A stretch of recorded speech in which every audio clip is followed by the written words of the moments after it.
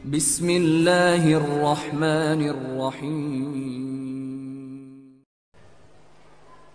Akhi fiddin, apakah sebuah logika yang benar kalau kita tahu secara agama dan syariat orang tua kita salah, harus juga patuh orang tua itu?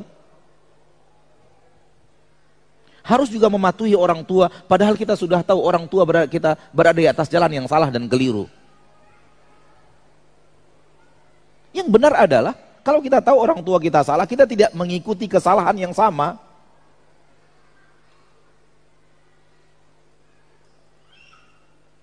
Namun, iblis menanamkan kaidah tidak seperti itu. Ikuti orang tua. Ikuti apa yang diinginkan oleh orang tua. Ikuti kemauan orang tua. Kalau orang tua Anda sedih gara-gara Anda beragama, Anda berdosa. La haula wala quwata illa billah. Ini kaidah ini menyebar di tengah kaum muslimin. Anda tidak boleh beragama yang membuat orang tua Anda sedih. Jadi kalau Anda beragama, dengan cara Anda beragama orang tua Anda akan sedih, Anda berdosa. Karena telah memberikan kesedihan kepada orang tua Anda. Tidak tahukah mereka bahwa Nabi Ibrahim diusir oleh ayahnya?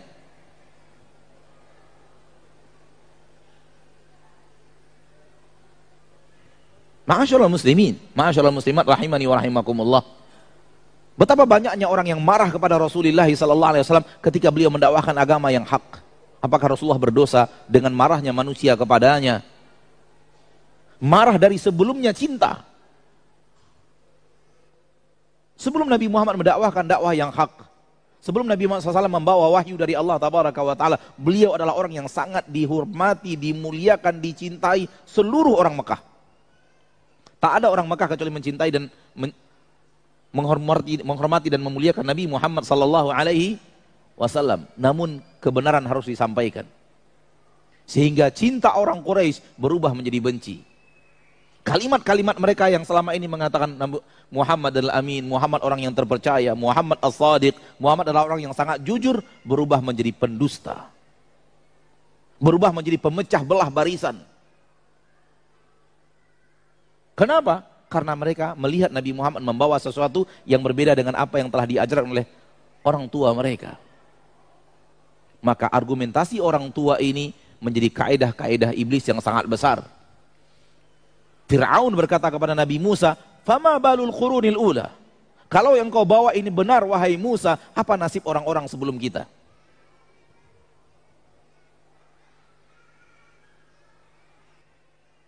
Apakah mereka juga berada dalam kesesatan seperti yang kau katakan? Padahal mereka tidak pernah bertemu denganmu, tak pernah mendengar seruan dakwahmu. Apa nasib mereka yang telah berlalu? Jawaban Nabi Musa, qala ilmuha inda rabbi. Ilmu tentang mereka ada di sisi Allah. Allah lebih tahu tentang mereka dan lebih adil memperlakukan mereka. Orang yang datang kepada mereka keterangan yang hak, kemudian menyelisihi kebenaran, tidak akan sama dengan orang yang tidak tahu dan lalu menyelisihi kebenaran.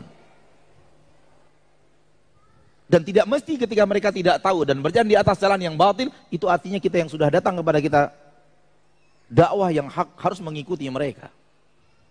Sekali lagi, kita wajib patuh kepada orang tua kita. Kita wajib taat kepada orang tua kita. Kita wajib menghormati dan memuliakan orang tua kita. Akan tetapi dalam maksiat tidak. Dalam kesalahan tidak. Selagi ketaatan kepada orang tua tidak bertabrakan dengan ketaatan kepada Allah dan Rasulnya. Ketika itu wajib taat, wajib patuh. Namun kalau sudah bertabrakan, salah satu harus dikorbankan, salah satu harus dipilih, maka yang diajarkan Rasul kepada para sahabat, pilihlah ketaatan kepada Allah dan Rasulnya, bukan ketaatan kepada orang tua. Lihat sejarah para sahabat. Mayoritas mereka dibenci oleh orang tuanya ketika mengikuti dakwah Nabi Muhammad sallallahu alaihi wasallam. Bahkan di antara mereka diazab oleh orang tuanya sendiri. Dipasung bertahun-tahun.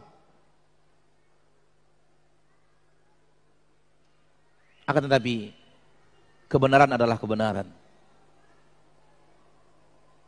Nah, maka saya menghimbau sekarang ini dari pedium ini, dari kajian ini kepada orang tua yang mendengarkan kajian kita sekarang ini, baik hadir atau melalui media yang Allah mudahkan, ketika anak Anda beragama sesuai dengan Al-Quran dan hadis, maka jangan wajibkan dia harus patuh kepada Anda.